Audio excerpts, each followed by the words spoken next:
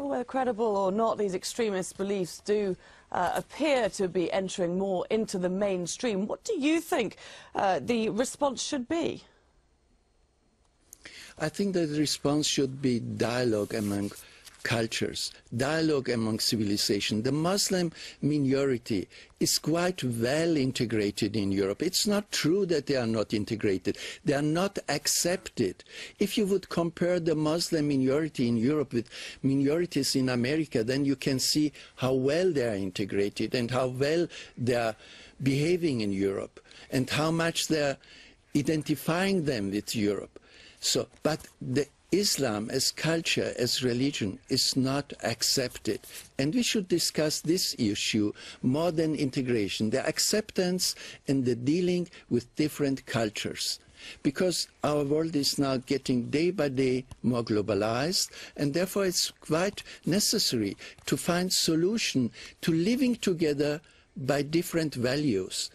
We can't have everyone bring them to have our values. Okay. So, but we have to find solution how we can get along with different values in peace. Okay, Mr. Hendricks, I can see you agreeing there. You think this should be one for public debate, or should they be frozen from the debate?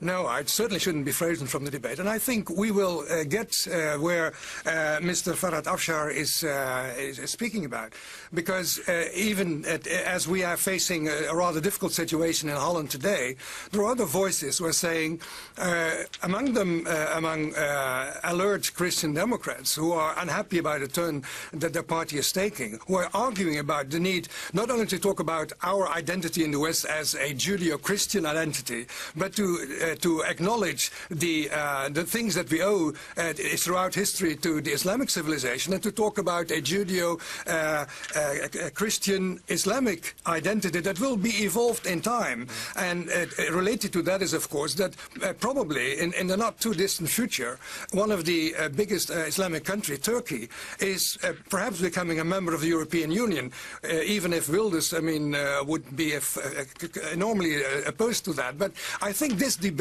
is ongoing. We are at present in a very difficult situation, but I'm optimistic that somehow, as Mr. Afshar said, the economic integration of Muslims is proceeding more and more successfully.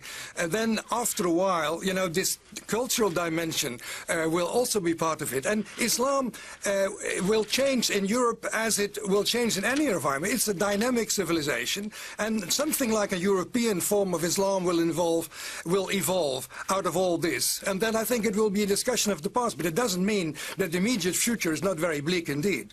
Okay, well, it does seem that all three of you are in agreement over the fact that there needs to be public debate. But Mr. Simcox, do you also agree that the immediate future is very bleak?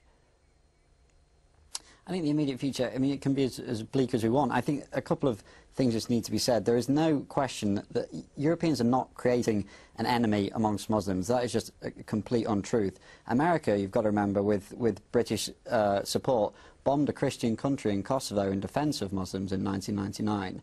Europe is an overwhelmingly tolerant place for Muslims. To say that they're being made to feel outcast is just not true.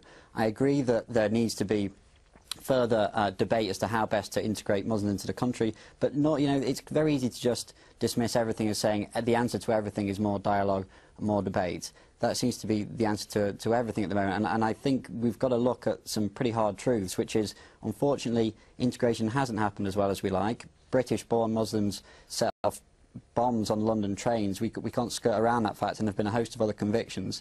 These are hard facts, they're unpleasant ones, but I think the ones we have to face up to. They're born Irish and they're bombing around. So it's very easy. If something happens, you link it always with Islam. Why don't you link it with social problems, with political problems? I'm not the one linking it to Islam. They do. No.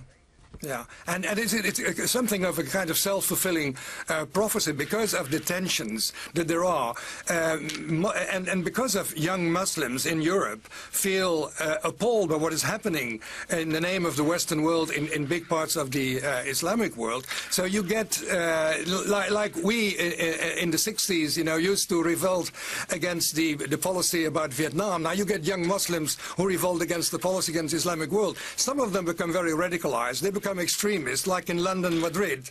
And this again, of course, adds to the tension within the European society. So that is a real problem. I don't want to go over these very important things, and it's good that Mr. Robinson Simcox mentioned them.